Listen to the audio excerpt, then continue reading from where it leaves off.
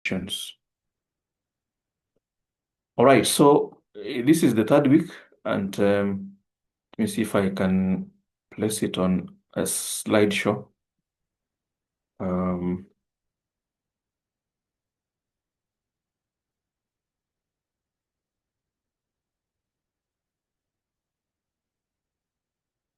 so this is week 3, and we want to look at theoretical framework. We want to start looking at the theories.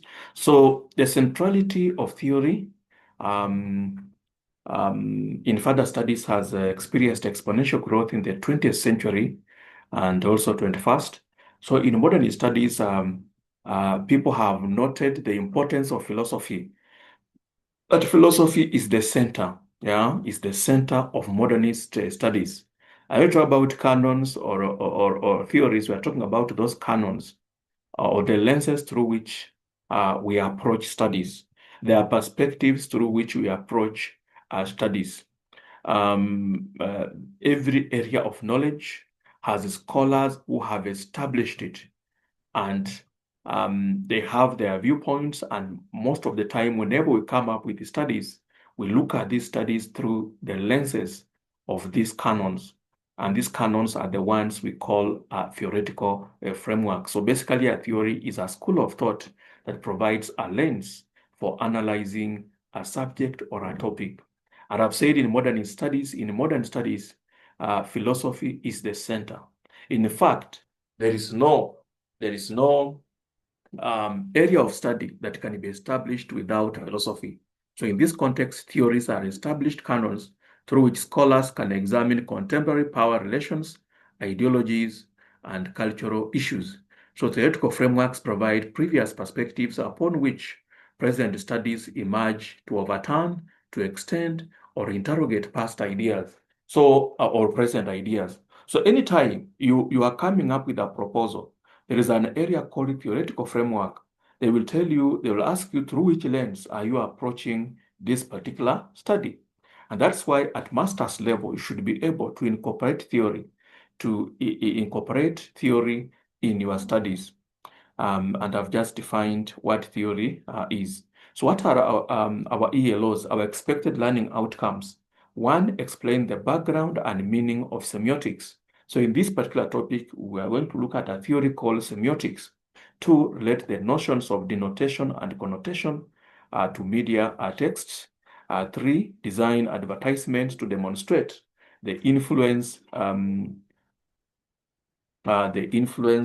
of Barth's notion of myth, and then examine Barth's notion of the death of the author in media texts, and then classify readerly and writerly texts in the light of Barth's postulation. I may not look at the last TLO in this lesson because some things you can just find them on the portal. But basically, I want you to understand what semiotics is. What is semiotics? And then there is this concept of denotation and connotation.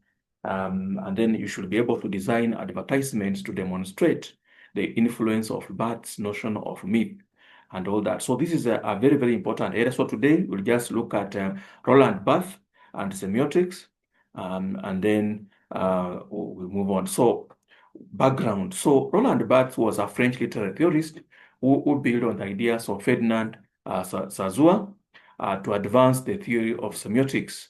So in his perspective, he does not look at semiotics as a theory, but he looks at it as a science or a discipline.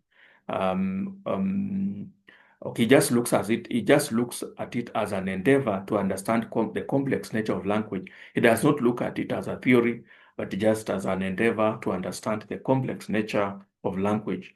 So he defines semiotics as a model that aids the interpretation of both verbal and non-verbal signs. So it's a model that helps you to interpret both verbal and non-verbal signs. Barthes does not focus on the creation of specific aspects of media text. On the contrary, provides a critical framework for analysis of text based on inner workings. So basically, he looks at interpretation of text both outwardly and connotatively. that whenever you get a media text, whether it is an advertisement or it's a work, it's just a book, yeah, or even a picture, even a photograph, it does not just have outer meaning. That most of these texts have an underlying myth. They have some deeper meanings.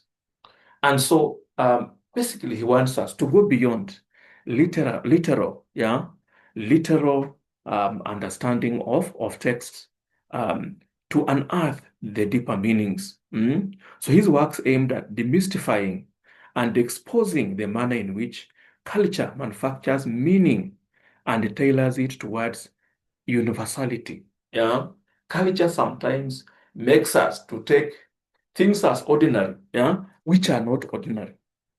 You just look at a picture of a lady on advertising a perfume, and then you just look at it ordinarily.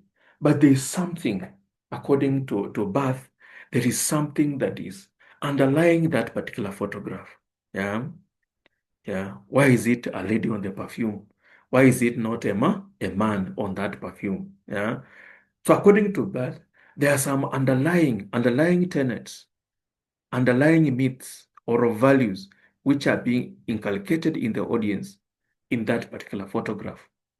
Yeah. So what are some of the tenets that he came up with? Yeah. What are some of the tenets that he came up with? Number one, signifier and signified. Yeah. He came up with the concept of signifier and signified. Yeah. So this one, he actually got it from Sazua. According to Sazua, a sign is composed of two inseparable parts. The sign, for instance, a word, and the image or a sound, and the signified, which is the abstract concept. Yeah. So the signified is the abstract concept, and then um, we have so we have the signifier, and then we have the signified. So the signified is the abstract concept or the idea that the signifier represents. So it expounds that the word tree is a signifier, and the word tree is the signifier,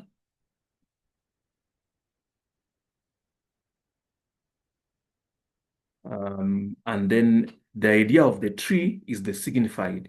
So the tree itself, the idea in the mind, yeah, is the signifier. The tree is the word tree is a signifier, yeah.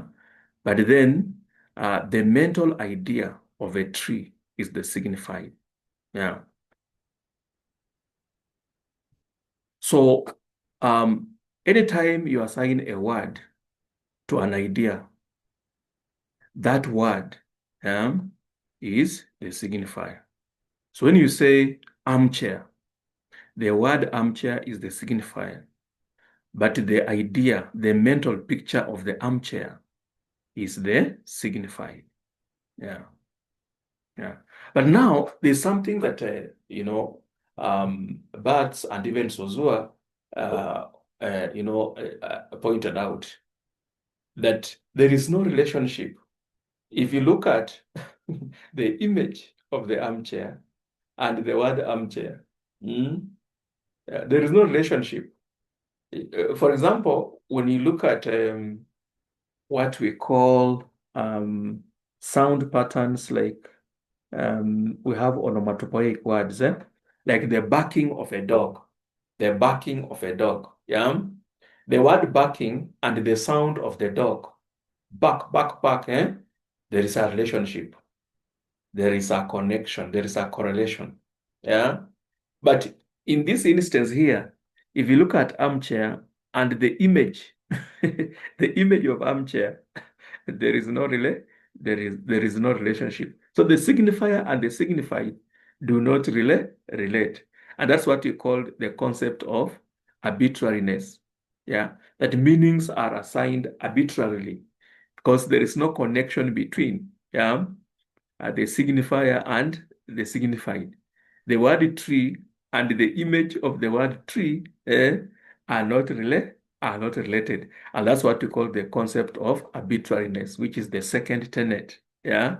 So Barth describes the relationship between the signifier and the signified as arbitrary. For instance, in the above activity, there is no inherent reason why the sound armchair should represent the image armchair.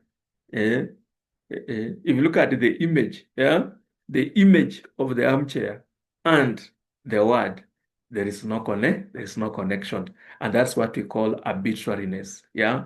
So it's as well focused on linguistics, but extended this paradigm to non-linguistic science, systems and science like fashion, food, and media images. Yeah, and the media images. That there is a question of arbitrariness on how symbols are interpreted. Yeah. Um, that like personally, I come from the literature field, and you'll discover that yeah, when we are even assigning symbolism and all that, and imagery and images, there is no particular formula, there is no correlation, yeah, in the way these meanings are assigned. So we argued that the systems also have their own underlying rules and conventions and individual acts of communication. So when we are assigning symbolism, when you are assigning a storm and you are interpreting a storm in a movie or in a novel, yeah, the meaning, most of the time, these meanings are just assigned arbitrarily. There is no formula that makes a writer to assign a storm in a certain movie, yeah, or in a certain film. There is no formula. Meanings are just signed in an arbitrary manner, just the way the naming is done. Like the concept of man, the image of a man and the word man, there is no correlation. Assigning that particular meaning is done in an arbitrary manner. Arbitrary means it's just done haphazardly or randomly. There is no particular formula which is followed to assign these meanings. So meanings are assigned randomly or based on personal whims. Actually, sometimes it's just a personal choice instead of a system based on reason. Yeah.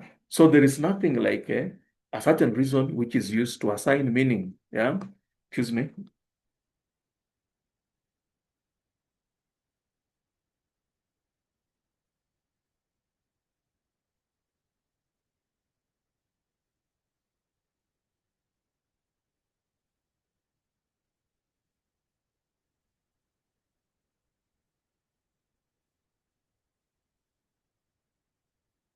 Yeah. So that's what we call the concept of arbitrariness. Hmm?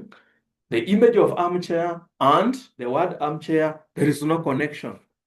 So that assigning is just done in a random manner.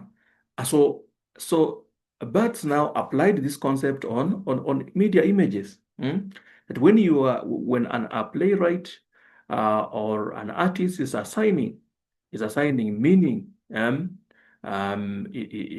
the movies or in film, those symbols, the way they are assigned, there's nothing, there is no particular formula which is followed. It's just a personal choice. Meanings are just assigned randomly. So the interpretation does not have a particular formula except the audience personal experience and careful reading of the text. Yeah. So use of signifiers like bright colors, cheerful music, specific imagery may evoke particular ideas such as happiness or romance, just depending on the context of that particular work. And remember the reader, when the reader talks about there is nothing outside the text. Everything must be within that particular text. So that means context is very important for you to make this interpretation. So these meanings could change depending on the context of the item. While red may represent love in certain context, it represents royalty to head of states and death during armed struggle. You can see the same color red. It's having different meanings, and that's what we call arbitrariness. That is what we call arbitrariness. That's what we call arbitrariness. Yeah. So red, don't just say red symbolizes love. No.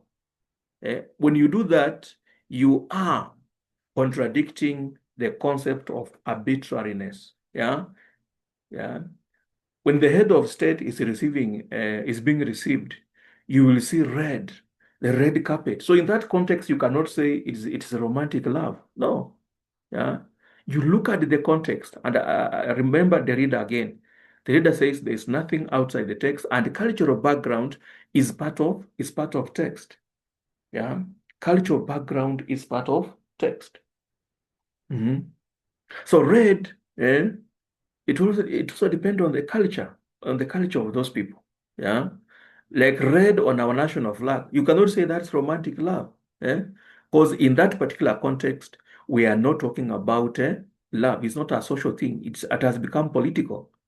And so meanings are assigned in an arbitrary manner.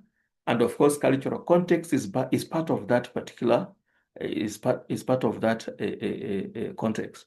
So one can assign yellow for myopia, another person for prosperity, and another person grace, depending on the setting. Eh? Like in most novels by French writers, yellow represents myopia. Mm? But again, when it comes on UDA, United Democratic, what? That party, when they are picking yellow, it may mean something else. Yeah, it may not mean myopia. It may mean something else. Yeah, and again, in a religious setting, if it's a church and are taking yellow, it could mean grace. Yeah, and that's why we are saying there are no fixed meanings here. And again, remember, Jack is the reader. Jack is the reader. Eh? that that mostly meanings are very unstable. And that's why sometimes the humanities and and the arts, you need to be very flexible. Don't have a fixed mind. Do not have a fixed mind. The leader talks about arbitrariness of the sign, yeah, that meanings are very, very unstable. And cultural background is part of the text, yeah. So arbitrariness. So there's a case study here. There's a case study here. Somebody to read it for us. One of you. Natalia, can you read this case study for us? Natalia, read this case study for us. Natalia, are you with us? Read this study for, or if you are in a noisy place, you can tell us so that we give it to someone else. Mm. Mary Ann, Mary Ann, are you here?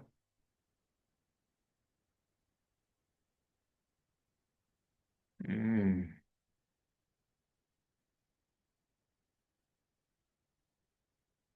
Are people in class?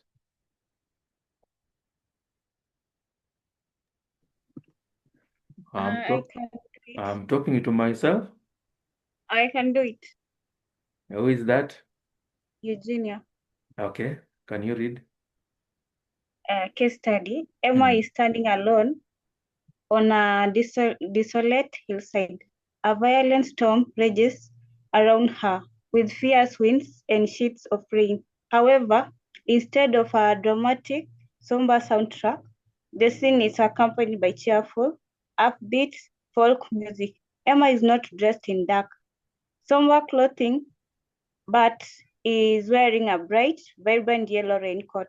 Her expression is not one of fear, but of peace and quiet contentment as she looks out at the tempest. Yeah, thank you, Eugenia. Thank you. Um, Mary Ann, are you in class? Yeah. Mary Ann, are you in class? Yeah, it's like some people, what I've discovered, some people, they just log in and they move on with their own business. So let's be in class. Thank you. Thank you, Eugenia. Yeah, so you can see, if you look at this case study, there is a storm, yes, yeah, because there is a storm which is raging. But look at the color that Emma is dressed in, yeah. Because there is danger, there's something like danger which is threatening. But look at the color, she's in yellow, and the mood around, of course, we have those fires, winds, all that. But the music is upbeat. You see, the music is upbeat. and she is not dressed in dark in spite of the danger. You see? So don't always think there are formula that when there is danger, then she must be in dark, the music must be sad. This is not in arts, especially in arts. Actually, we say that life is not formulaic. In the liberal arts, life is very complex. That even in a sad situation, there are people who can defy that sad situation and still be happy.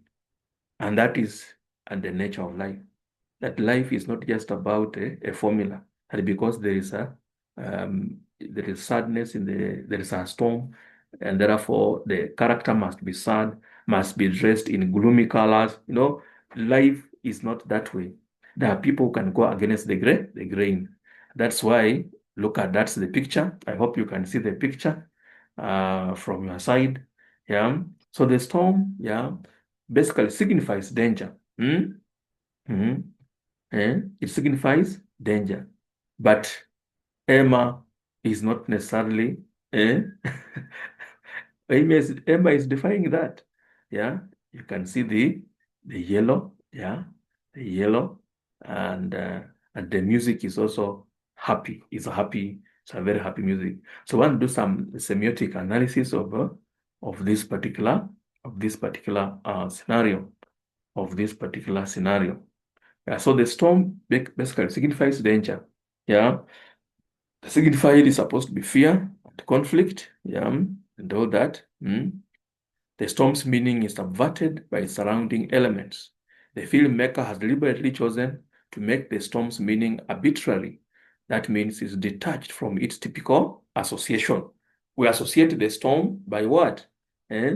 Um, by very gloomy colors, by a lot of danger, but the filmmaker has chosen to assign an arbitrary meaning. Yeah. So we are trying to say that in arbitrariness, there is no formula. Things don't need to move the way logically. They don't need to move logically. No. So the bright yellow raincoat, yeah, the color yellow is a classic example of an arbitrary signifier. Its signified can vary widely. Yeah, what was signified, we are trying to say, what does it represent? Which ideas are represented by that signifier yellow? It can represent caution in the traffic lights. Sometimes it can represent prosperity, for example, gold. Yellow can also represent cowardice. Yeah. Here the bright yellow stands in stark contrast to the dark storm clouds. Yeah. So this contextual placement makes the yellow a signifier of hope. Can you imagine? Now here yellow is hope. And that's what I'm saying. Yeah. Tusikue watu wa karamu vitu. We just sit there saying yellow represents myopia. No, there is no fixity here. And this is what we call arbitrariness of the sign. Arbitrariness, the concept of arbitrariness, meaning is assigned depending on the context. Don't be fixed. Don't be fixed. Yeah. Don't be fixed. Don't just say this represents that. No, we don't have permanent signifiers. We do not need to have permanent signifiers. We don't need to be. Meanings are not what? Meanings are not fixed. I hope you are getting the idea. I hope you are getting the idea. Don't just say red represents this. Eh? Don't just say red represents romantic love. No. Don't just say red represents romantic love. It depends on the what? On the context also. And the reader talks about context is part of the text. Cultural background is part of the text. Yeah. So here the bright yellow stands in stark contrast to the dark storm. This contextual placement makes the yellow a signifier of hope, individuality, or joy in the face of adversity. You see, yeah.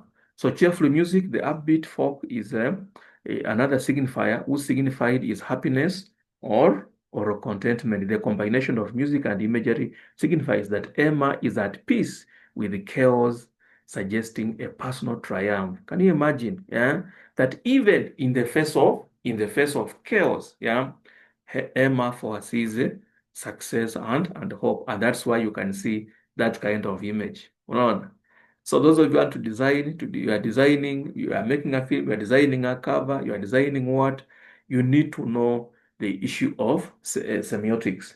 Semiotics enables you, yeah, to reach that particular interpretation. That's why we have gone all the way to that kind of interpretation. Number three, audience interpretation. That's the third tenet of semiotics. So the audience own experiences influence how they decode these signs. A viewer who has a positive association with the storms and finds them calming, yeah, might quickly decode the scene as one of quiet peace and acceptance, and easily accepting intended a message. Conversely, a viewer who has experienced traumatic event during a storm might find the scene confusing and even unsettling.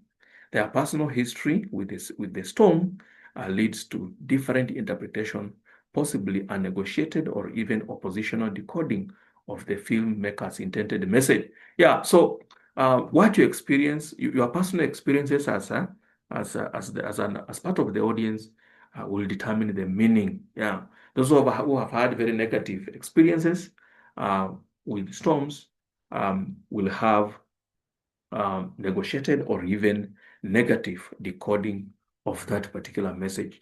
Those who have had very positive association are likely to have very positive, very positive. But above all, when you are interpreting, consider the cultural background and the context of that particular text. So context is very important.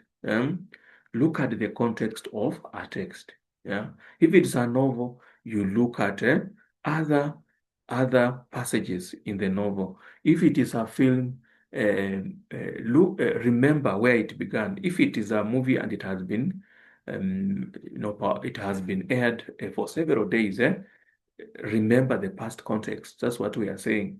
Do not interpret text in isolation. And that's why I agree with the reader that text is everything. There is nothing outside the text, and the background is part of the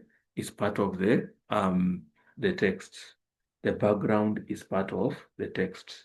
The background is part of the text. That's what we are saying. So audience interpretation, and that's why when you come to Stuart Hall, when he talks about representation and also the role of the audience. The audience is not a passive participant. The audience matters a lot. In literature, we have a theory called reader response theory. And we say that the reader contributes a lot, yeah, in creation of meaning, because reading and writing is a transaction, and the reader is an active participant in that particular transaction. And so the reader's experience also matters a lot. And also for you, if you have watched many films again, it gives you an upper hand in interpretation compared to someone who has not watched any. Yeah, compared to someone who has not watched any. The fourth tenet is called denotation and connotation. And Roland Barthes talked about the first order, which is denotation, and the second order, which is connotation. So denotation is the literal, the surface or objective meaning of a sign. Yeah. So this is the most elementary meaning in which, for example, when you have a photograph of a black man in a French military uniform, it simply means that soldier is saluting factuality. That is just, it just means that. So there is no any thought attached to it. And this is what we want to discourage. This is what we want to discourage at your level. Do not just stop at denotation, that literal meaning. You need to move to the second order, which is connotation, which is more indirect and culturally specific layer of meaning. So I talk about culturally accepted. Consider the cultural context. Like I just talked about yellow. Yeah? What does yellow mean? Like in most European cultures, yellow means myopia. But when you now bring it to a political context like Kenya, yeah, where the ruling party decided to choose yellow, yeah, maybe he wants to enrich the hustler. He wants to enrich the hustler, and that's why the UDA government picked yellow, yeah, yeah, and now compare it now to maybe a novel which is also talking about, okay, compare it now to what? To something else. So look at the context. Look at the context. If we compare it to Emma, then it may bring out something else. So culturally accepted meaning, the ideological signified. So this is where meaning gets built on top of denotation. According to Roland Barthes, a black soldier saluting becomes a signifier of inclusion or hybrid coexistence in the French Empire. Yeah, that the French Empire is committed to inclusion. To inclusion. That's what that is what it means when you have a picture of a French soldier, saluting a black soldier saluting together with other French soldiers. Now, if you have the president continually appearing on the newspaper. Every time you open a newspaper, the top page is the image of the president, the image of the president, the image of the president. That one has something more. It's trying to tell you that this is an authoritarian figure who wants to, who really values publicity and competes for it. Yeah. You cannot just have a newspaper where the top page must always have the picture of the president. It will actually signify authoritarianism. It reminds me during the days of Kanu, every time whenever news were broadcast, it would begin with um, Mtukufu Rais Daniel Arap Moi, His Excellency the President Daniel Arap Moi. That was always the first news item. Now, at the denotative level, you may just think, it's just the president appearing first in the news. But at the connotative level, it means this is a dictatorial figure who wants to dominate the citizens. You see? So connotation is another layer of meaning, and sometimes context is very important. Context is very important in connotation. And so that's very, very important thing to note. Then we have euphemism. This is not a tenet, but we have euphemism and connotation. Sometimes deeper meanings are used to avoid the use of stronger words or harsh words. So sometimes you'll find speakers using connotation to hide stronger words. And those of you who understand communication, people will communicate through euphemism, but to suggest very strong meanings to you. For example, there is this research on Talan et al. You will go and read on college students. Now, these students, when they say this person is very sensitive, they simply mean this is very a very short-tempered person. Yeah. So instead of saying you are short-tempered, they will say, hey, you are very sensitive. Yeah. So I want you to be also very keen on that in communication. Sometimes we do not want to use very, very strong words. So we use connotation to conceal our meanings, so that if they say you are maybe you're what, they don't say you are a drunkard. They will use another word. To suggest that, and connotation is very common in euphemism. So you'll go and look at Talan et al. In that study and get more examples in the activities. So the fifth tenet is myth as a second order language. Yeah. So Roland Barthes came up with the question of myth. And according to Barthes, myth is not a story about gods and heroes in traditional sense, yeah, but a second order semiological system that tries um, to inculcate certain values, Yeah. So myth operates by taking connotative meaning and presenting it as a universally accepted reality. So there are certain values, some of them could be cultural values, which, society wants to make it ordinary or to be universally accepted.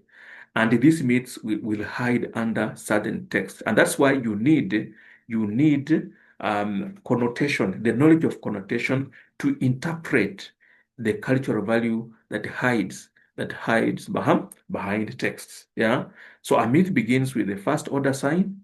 That is the signifier. You just have something normal. Yeah. And then the mythical signifier is a cultural concept which Barthes called the form. Yeah. So the black soldier marching along a white French soldier in a photograph becomes the form of the myth. The myth. What is the ideology behind this? Yeah, that that the French people, they like unity of all races. They like unity of all races. So just a photograph, like if you find President William Ruto posing with a hawker and eating what? Eating maize, a roasted maize. Yeah? You find a picture like that one on top of a newspaper. There is a myth which is hidden there. There is a myth which is hidden in that. There is a myth. And which myth is that? Who can tell us? Who can tell us the myth? The myth of which myth is hiding behind the president eating roasted maize with a maize, roasted maize with a hawker. He's eating roasted maize with a hawker. Yes. If you get such a picture on top of a magazine or a newspaper, which myth is being hidden there? Which myth? Who can tell us the myth? So don't just look at these things from what? From the face value. There is a cultural value which is being inculcated. I think it's Dubois who talked about most texts are pieces of propaganda. That most texts are pieces of propaganda. So, but here there are certain values which they want the audience to, yeah, to take. Who can tell us that? The president posing with a hawker eating roasted maize. I wish I produced this photograph for you, but I forgot. Sometimes as I teach, I just get inspired and these ideas come. Yes. Who can tell us that? Which myth, which value are they trying to inculcate through that? Which value? The president posing with a hawker eating roasted maize.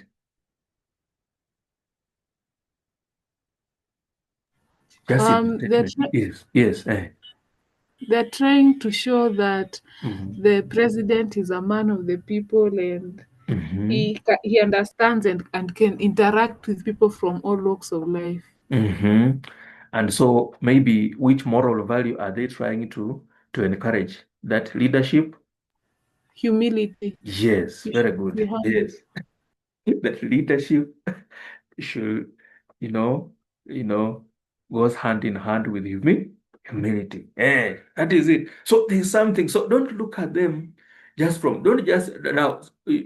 If as somebody who is not very keen, you'll just think this is it's just like that, just a photo, for president, eating maize, yeah, yeah. But there are myths which are inculcated through most of these photos. Then the sixth tenet is death of the author. Death of the author. So in his seminar, he said the death of the author in 1977. Roland Barthes contends that literary criticism, and that's why I'm telling you now, there is actually an intersection between media studies and literature. Yeah, that's what you can see now. This is a great philosopher in media studies, but you see he's referring to literature. In fact, he says that literary criticism is erroneous, that we people in literature, we are wrong to seek to understand a text by examining the author's intention. Like those of you who have learned stylistics, you are told that um, uh, a reader should strive to understand the author's intention. What is the author's intention? So, according to Barth, this is wrong. That as a reader, we should not seek to understand the writer's intention and the writer's psychological state. Like psychoanalysis, we try to analyze the mind of the author. We try to analyze the mind of the author. So Roland Barthes says this is wrong. Yeah. So he says that the meaning of a text is not fixed by its creator, but rather created during the reading process. Yeah. That the true meaning is found during the reading process. That you, as a reader, as you read, you construct meaning. You construct meaning. So the text is not a storage of the author's ideas, but quotations from many poles of culture. Many poles of culture. They could be political, they could be social, they could be economic, they could be religious, and all the six branches of society contribute to the creation of a text. And so we should not seek to do that. The reader should create their own meaning in the text, in the text. So when you are watching news, is not what the producer wanted to achieve. It is how you interpret it, and meaning is found through how you interpret the news. How you interpret the news. And this is very similar to Rosblatt, 1978, who talks about reader response theory. And she argues that the reading is a transaction between the writer and the reader. And therefore, the reader's experience and cultural background contributes to meaning. So according to Roland, the author is therefore dead. It's not about what the author intended to express, it's what the reader creates out of the text. And so that is the end of the author according to Betts, according to Barthes. So I don't know what you think of that. Yeah, what do you think of that? That basically the reader creates their own meaning. The reader create their own meaning from the text, and you can make your own mark. You can make your own mark from the text. Yeah. What do you think of that? That is not about the disposition of the writer. It's not about the intention of the writer. It is the reader that determines meaning. It's the reader that determines meaning. So those are the six tenets of semiotics. Those are the six tenets of semiotics. So you'll go to the Masomo portal and then do the activities. Any question up to there? Any question up to there? Anybody who has a question on semiotics? Anybody who has a question on semiotics? What do you think of the death of the author? Do you think the author, of course, for us in literature, this is just one of the theories. Reader response is just one of the theories. We don't take what Barthes is saying or Barthes is saying as the gospel truth. We also have theories like psychoanalysis. We have theories that like new criticism, where we focus on the text,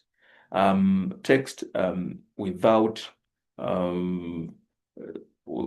the author.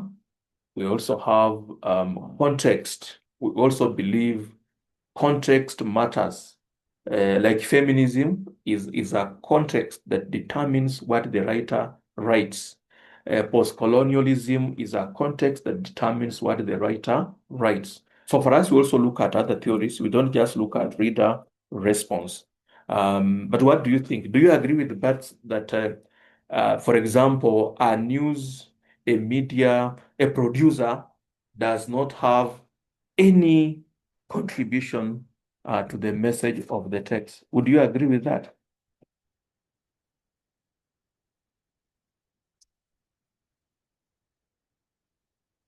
Anybody? Would you agree with that? That the author is dead? That's just a point of view. That is just a point of view. All right, if you have nothing to say, anybody wants to say something?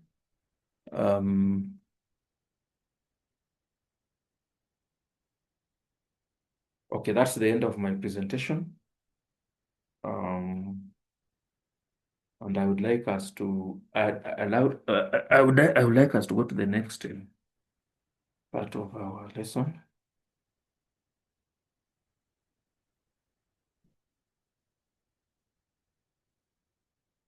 Let me now listen to your presentations. Who will go first? Do you have slides? Would you like to share your content?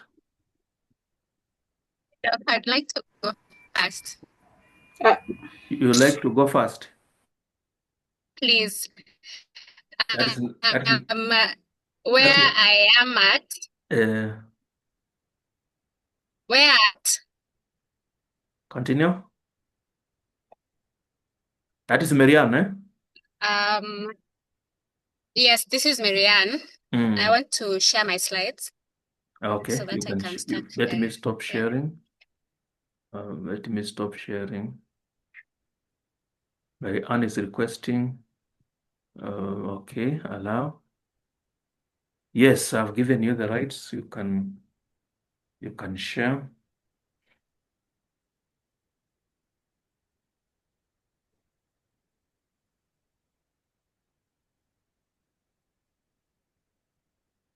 Marianne, you can share. Are you sharing?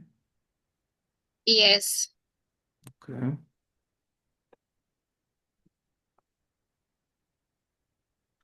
Can you see?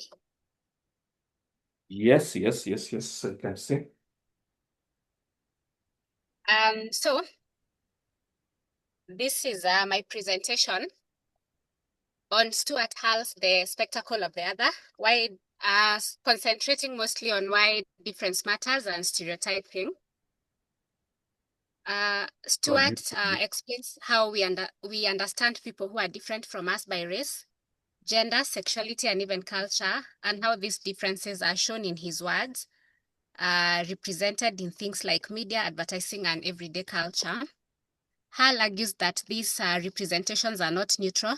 They usually come with stereotypes, simplified and sometimes negative images that reduce people to just one or two traits. For example, if you say that all Africans are poor, all Asians are good at maths, and all women are emotional, these stereotypes shape how we think about others, even if we don't realize it. These images are tied to power, and often the group with more power, for example, white people or male gender, create negative images of those with less power to keep control. Usually the others, who are termed in this case as the more superior, those people are seen as different, often, and they are now in this case termed as a kind of spectacle, which is something that is to be admired, feared, or even adored. What I got from Hall's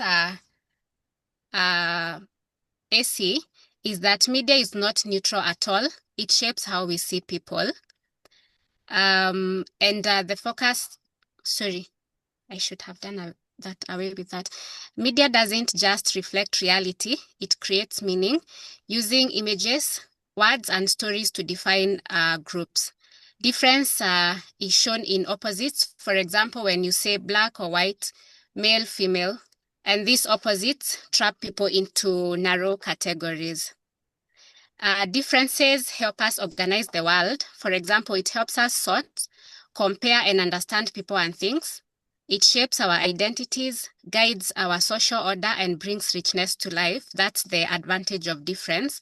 But difference can also divide people into us and them.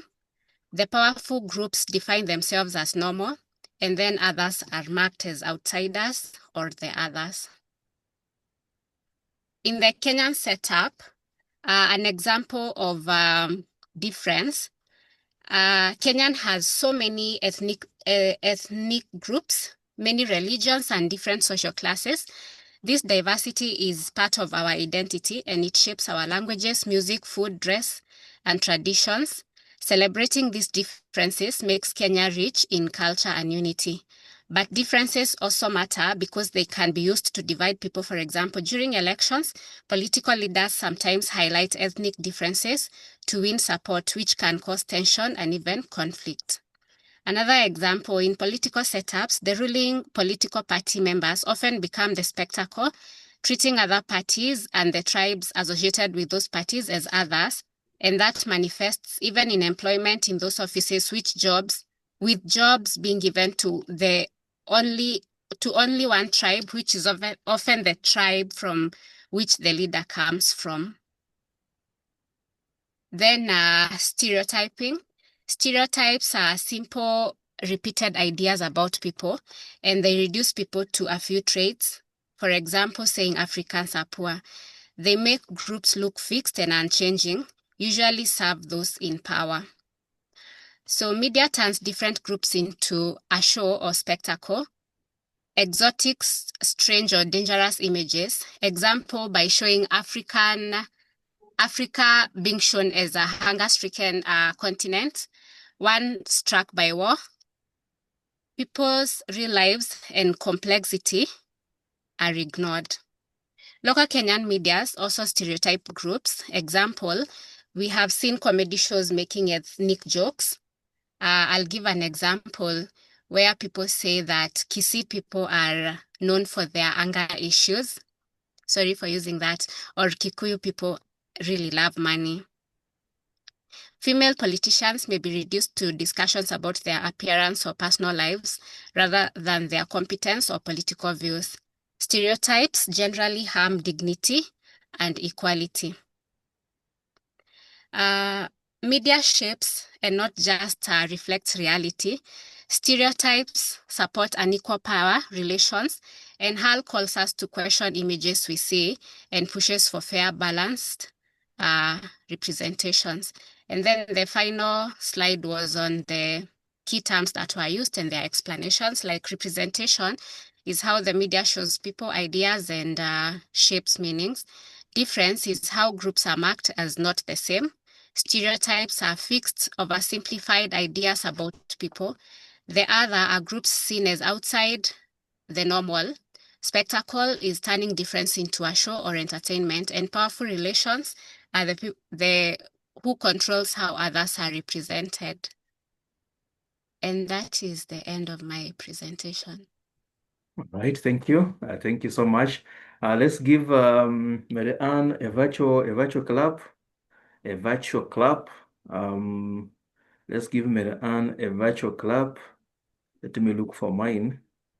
Where is you may have disabled. No, let's give Mary Ann a virtual clap. Yeah. So let's make the notes. We will give the reactions after all have presented.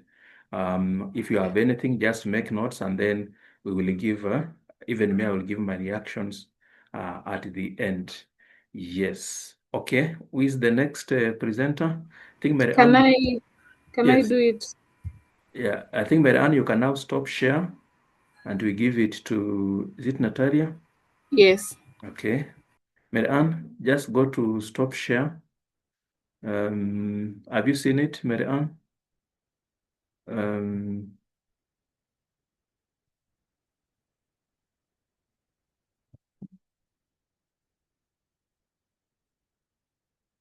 It is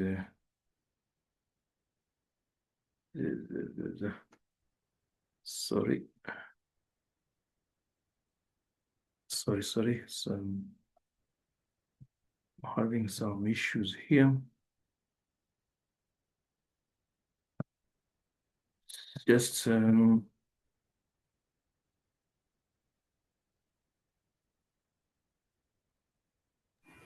Should I start? yeah, you can share. You can have you shared? Let me share it. Yeah, share it. I don't know why it is. Can you see my screen? Yes, I can see it. Yes, I can see it. Okay, so let me start. Yes. So the spectacle of the other, why difference matters, and the stereotyping of Black people. So Stuart Hall was a Jamaican-born British cultural theorist. He is also known as the father of cultural studies, and he studied how media and culture shapes identity, race, and power. He's also famous for ideas on representation and stereotyping. What is the spectacle of the other? The spectacle of the other is it means that groups considered outside the norm, often along race, gender, ethnicity, or sexuality, are not just shown in media, but are put on display as spectacle. The key points to take away from this are: the other is anyone seen as different from the dominant group, and media often turns the otherness into a spectacle, something that people stare at, judge, or consume. And this process often involves stereotyping, which reduces people to fixed images, and it reinforces power that those who control representation define who belongs and who does not. In Elizabeth, colonial, you're not moving your document, eh? it's not moving. It's not moving. Mm, what What about that? about? Bob? Bob, is that what you, from your end, is it moving? Bob, but you are moving, are you moving it? Elizabeth? Yes, I'm moving. Yes. Okay, just continue. Just continue. So, for example, in colonial advertising, Africans are shown as primitive or savage, in contrast to Europeans who are displayed as civilized. In also Hollywood, black men are often portrayed as criminal or hypersexual, which turns their differences into a spectacle for white audiences. For example, I don't know if you can see my screen, but if you can see this photo, a black woman, there's a black woman and two white women. The two white women are portrayed as, they're represented as people who are put together, but the black woman, Natalie, yes? your slides are not moving. They are Oh not my, moving. I don't know. Maybe you let can, me, is it possible to reshare them, to reshare? You can is stop. it moving? Yes, that's Right better now now. it's Okay. moving. Yes, that's better Okay. now. Yeah, that's okay. So if you can see in this image here, the Yes. black woman is portrayed as a spectacle. She's not put together like the rest of the two white women. And in the first picture of a woman who is a pilot, mostly in Western media, that is not portrayed. They're not portrayed as people who are educated or learned or put together. They are shown as a spectacle for something, as something for the white people to laugh at. So, what is difference and why does it matter? In society, difference is the foundation of identity. Racial, gendered, and sexual distinctions are used to categorize people, and these categories are not innocent because they shape how people are treated. For example, racial difference has often been represented in ways that place black people in positions of inferiority, and representing the other is therefore not just symbolic but a struggle over meaning, identity, and power. It matters because difference is central to identity and society itself through what it excludes, and difference helps us not know who we are.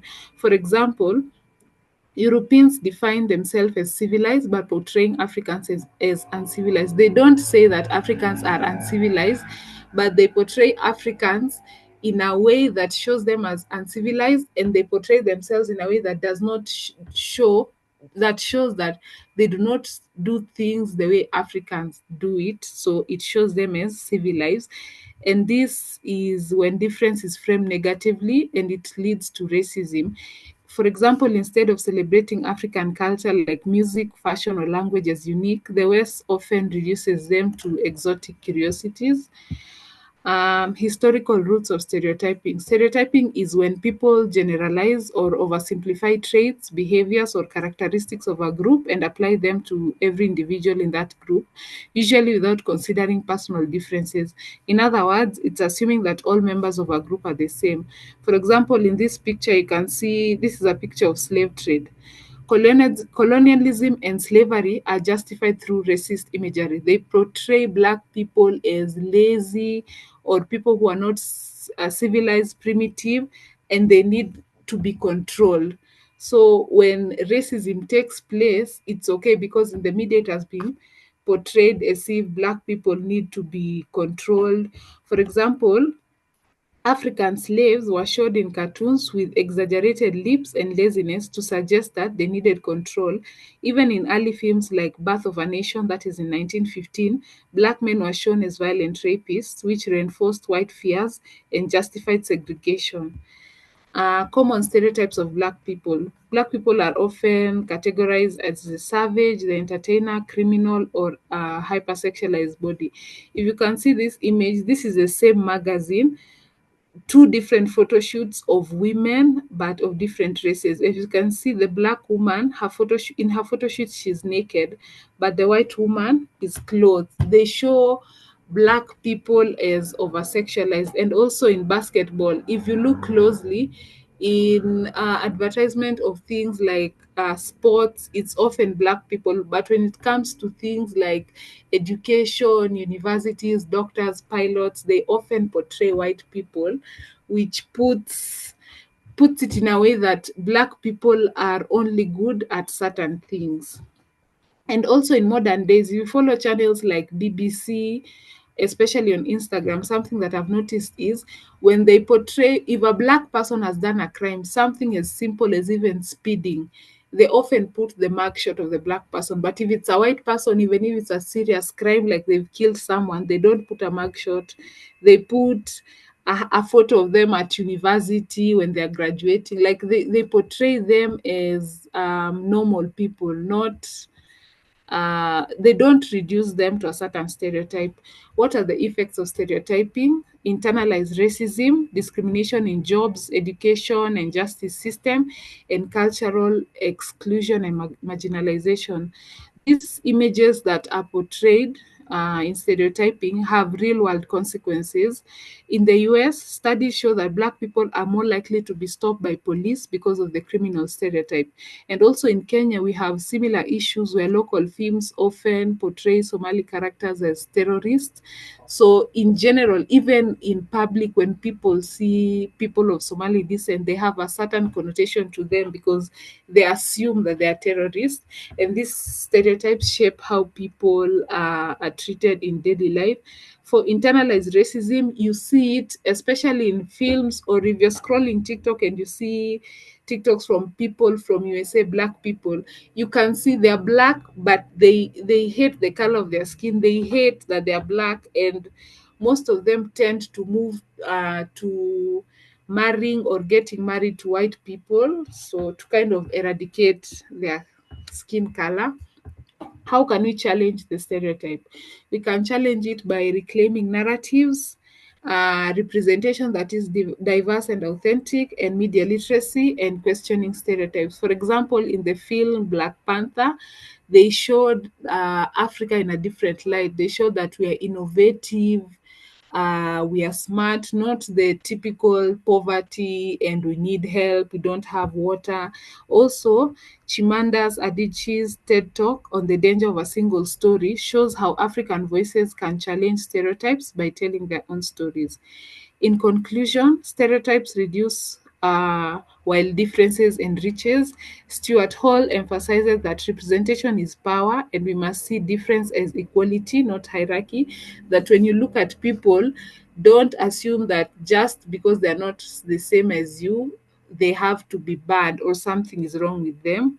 And stereotypes of black people string away humanity, while embracing difference allows diversity to be seen as strength. For example, global movements like Black Lives Matter are pushing society to rethink representation and treat difference as equality. That is the end of my presentation. That's wonderful. Let's give Aoko a virtual clap. Virtual clap. Let me look for my virtual clap here. Yes, yes. That basically difference is not a problem. The problem is actually the attitude we have towards difference. In post-colonial theory, we call it othering. Yeah, stigmatization is difference. Is called othering. So I will give other comments later. Let's go to the next. Who is the next person to go? Uh, Number 3. I'll go ahead. That is Faith, eh? Okay. Yes, yes. Faith, you can share. There you go. Do you have slides, Faith? Yes, I do. Okay.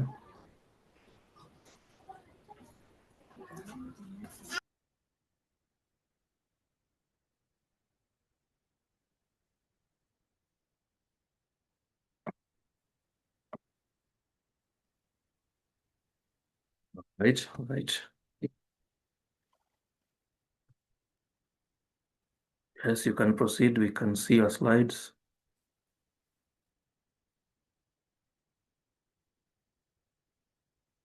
Faith, you can proceed.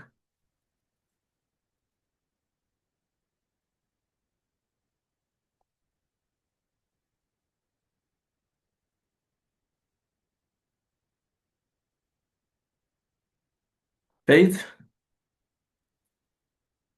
can you hear? Can you hear me?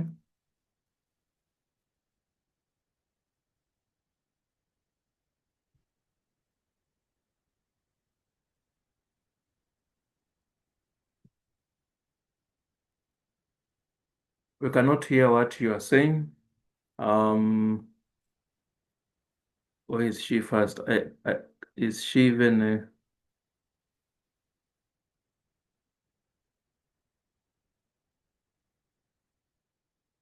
Faith, I can see something. I think it's saying your microphone is disabled.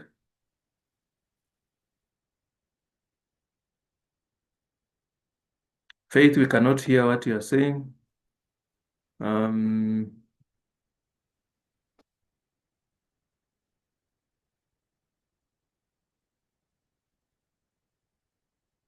Yeah, can you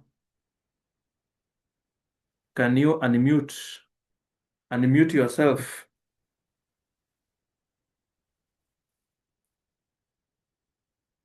And you may not have to share the whole screen. Just open the document and then you select it. After clicking sharing, you select it. You don't need to share the whole screen. You have unmuted yourself. You have muted yourself. I mean, you have muted yourself.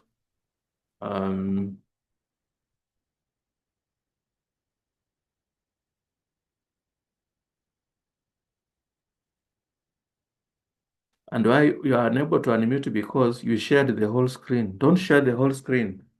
You don't share the whole screen. You don't need to. Just open the document and then you select it and then you share.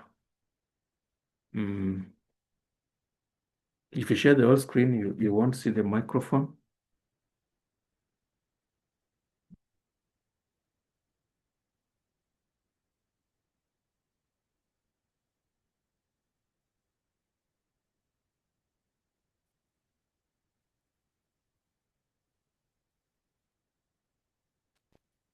Open the document and then click share and select it. Select it. Do not share the whole screen. You won't see anything.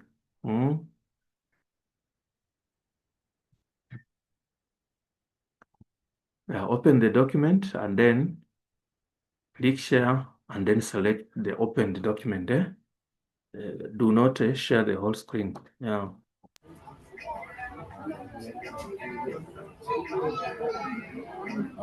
Yes. Have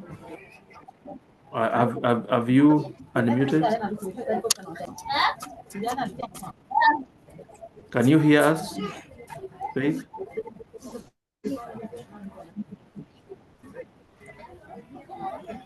Yes, can you Yeah, we can hear you. hear Yes. me now? Continue. Yes, I can. Continue.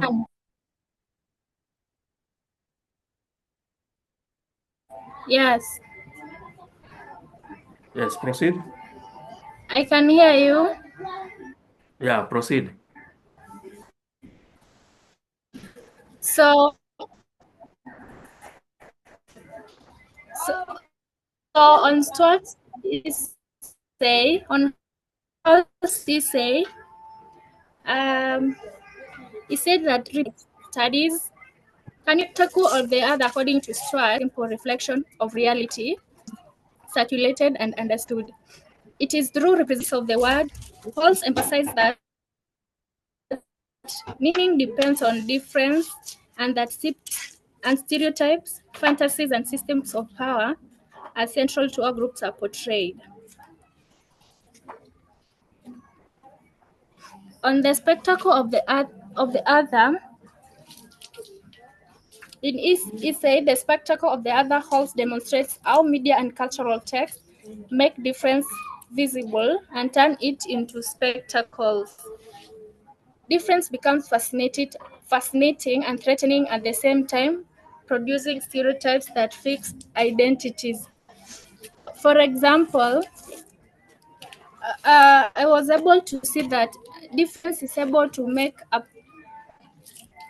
it's able to be positive and negative at the same time because You can scroll, difference move creates your slides, meaning, fixes identities. move your slides. On stereotyping and power, Richard Dyer, the scholar in 1993, explains that stereotypes reduce people to simple, fixed characteristics and naturalize them as they were biologically true. Hall's guides on this stereotyping work to fix difference and exclude groups from the norm. Mary Douglas, a scholar, argued that cultures define what is normal and treat difference as matter out of place. Stereotypes are not innocent, they are linked to power because they classify, exclude, and control marginalized groups. Um, um, for example, it's how the black people were represented. Black people have been represented through racist stereotypes that serve colonial and slave owning interests. During slavery, black masculinity was represented as irresponsible or hypersexual, which black women were often portrayed as either oversexualized or submissive. Such portrayals dehumanize black people and maintain the power of white supremacy. Halls explains this representation, uh, creating a knowledge system that shaped how whites and even black understood black identity. On the continuing relevance, representation matters today because media images still shape how groups understood. Stereotypes of Africans in Western women as emotional, Muslim as terrorists, or disabled people or persons with disability as helpless, all show that representation continues to organize difference and power. By studying representation, as all suggest, we are able to challenge harmful portrayals and create inclusive cultural practices. Like for example, um,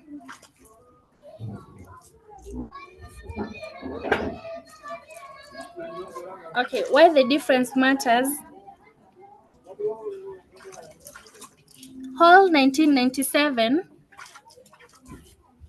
said that the difference shows meaning. Meaning is produced through difference. We understand things like black versus white, male versus female by how different from each other. Without difference, language and representation would collapse. For example, a hero is understood in opposite to villain. Similarly, colonialism constructed racial difference to justify hierarchy. Ferdinand, in his theory of language, shows that signs gain meaning through binary oppositions. Difference also shows exclusion. It produces exclusion and marginalization. Differences also is essential for identity. We know who we are because of who we are not. But this can create stereotypes when the other is reduced to simplistic traits. For example, women's stereotypes as emotional, while men are seen as rational, maintains inequality. Richard argues that stereotypes reduce people to a few simple, vivid, memorable characteristics. Conclusion: the relevance of representation, as Hall says, the spectacle of the other demonstrates lies in its power to construct reality. Representation is a process through which meaning is produced, not a mirror of truth. Through system of difference, stereotypes, and spectacle, cultures define who belong and who does not. The portrayal of Black people in slavery, and colonial times show how representation justified oppression and exclusion. At the same time, the continued use of stereotypes today reminds us that representation remains central to question of power, identity, and inclusion. Understanding representation allows us to expose stereotypes and push for more diverse, accurate, and just portrayals in media and culture. And that is the end of my presentation. All right. Let's give Faith a virtual clap. Let's give Faith a virtual clap. Yes, thank you for your presentation. Although you did not move your slides, but I've been able to listen to it. Now, next. Can I go? Okay. Can I go next? Okay, that is Eugenia. Yes.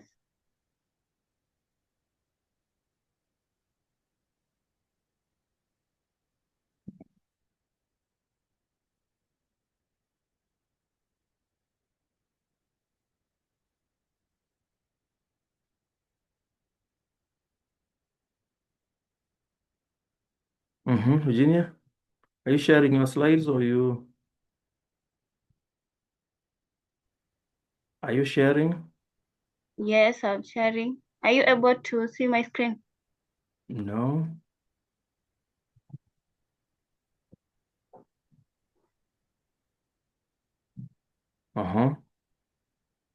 It's telling me you have started sharing.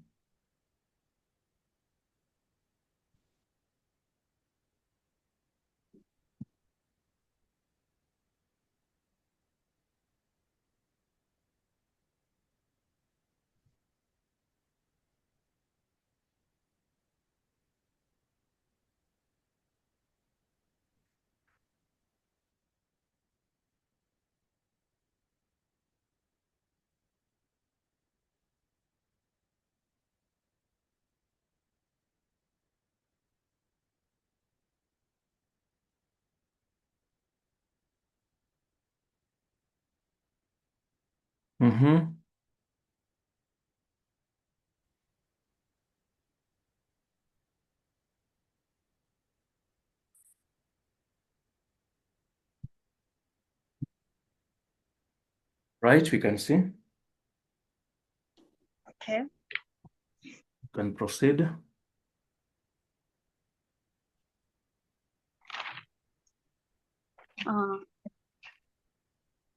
The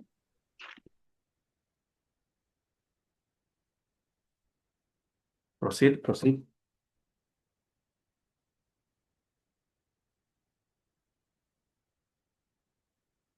construct stereotypes. These ideas justify slavery, colonialism, and Continue. still influence media, political, and on a daily life today. Hall explores how media and cultural text contrast the other through stereotyping, difference, and representation. He argues that these portrayals are not passive reflections to active processes that shape social understanding and reinforce power dynamics. Representation on stereotyping and exiting. Stereotypes simply complex identities. For example, African portrayed and as sorry for that.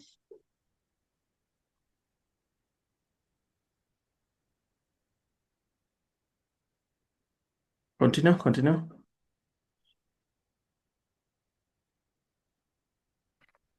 Okay. Stereotypes simplify complex identity. Example of Africans portrayed as childlike and dependent. Modern example, Dove ads implying witnesses and which is uh, related to cleanliness. Stereotypes sorry, stereotypes present different and fixed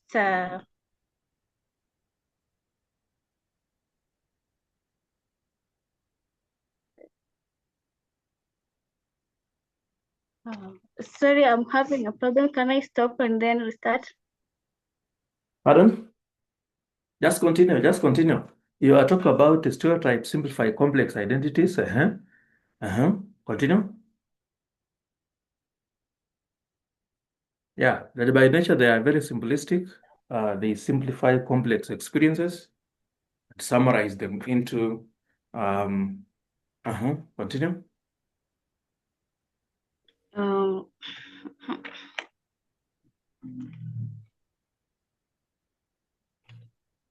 Stereotyping reduces individuals to fixed traits, legitimizing domination. Colonial and modern media portray Blackness as inferior and needing transformation.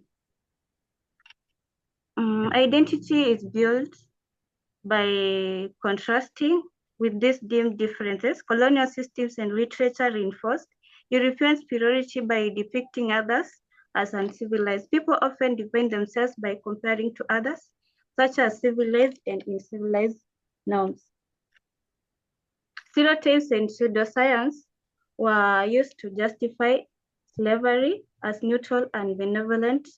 Visual culture masked brutality by portraying enslaved people as content.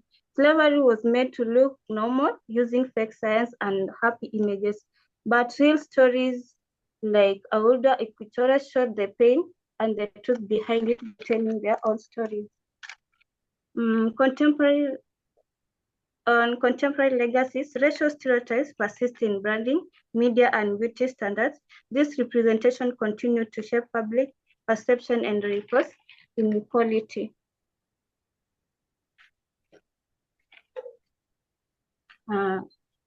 On resistance, marginalized voices have long challenged dominant narratives, from Equino to Afro-tourism. Counter-representation reclaim dignity and redefine identity. Today, creatives show new, powerful images of Black identity and pride. On conclusion, stereotyping and difference still sustain inequality, but resistance offers hope. Stereotype and difference still cause harm, but they can be challenged. By showing real stories and diverse images, we build respect and unity. Representation takes center stage when dealing with the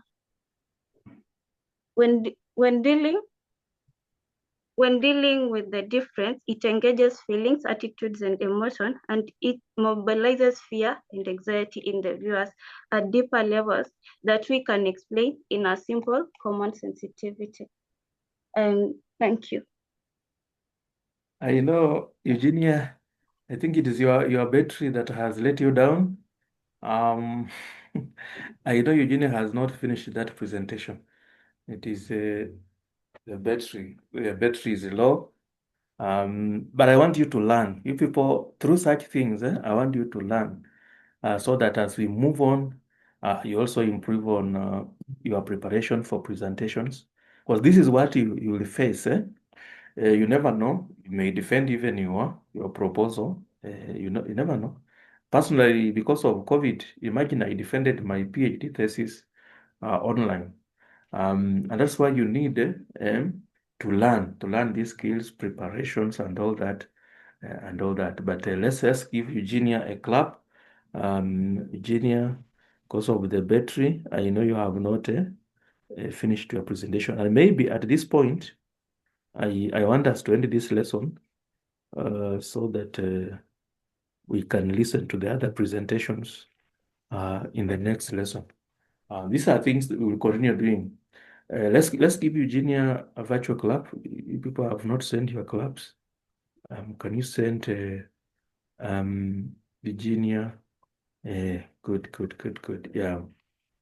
So my suggestion is that that was the fourth presenter. So that means we have 2 or 3 more. We can still listen to those presentations next time, and ensure you are. I'm also writing notes so that next time I'm going to give my feedback. I'm going to give my feedback after all of you have presented. Because if I start giving feedback, others will do what? Will get the comments and improve, and I don't want to do that. And also, we also give people time to make presentations, and then we give proper feedback. It's also part of Cat 1, but don't get scared. We are learning. It's part of learning. Any question or any concern? Any question or concern? Are you able to access all the? I think I'm going to open session 3. How are the activities? How is your progress in the activities? Anybody who has finished session 1 and session 2? If you're having any challenges, let's keep sharing. Now, sometimes I will be sharing videos. When I share videos on the group, it's not necessarily an exam. Sometimes I may just find a good video somewhere which I feel you should look at. So some of them may not be serious or class assignments, but if I get something good somewhere, I may just share with you for you to continue learning. Otherwise, I'm happy. I'm happy that most of you are prepared. And let's continue with that kind of seriousness. Swali? Sitaki niongee nifungie watu nje.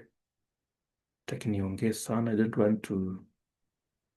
Right, if you don't have any question, let's meet in the next session. Have a great evening, all of you.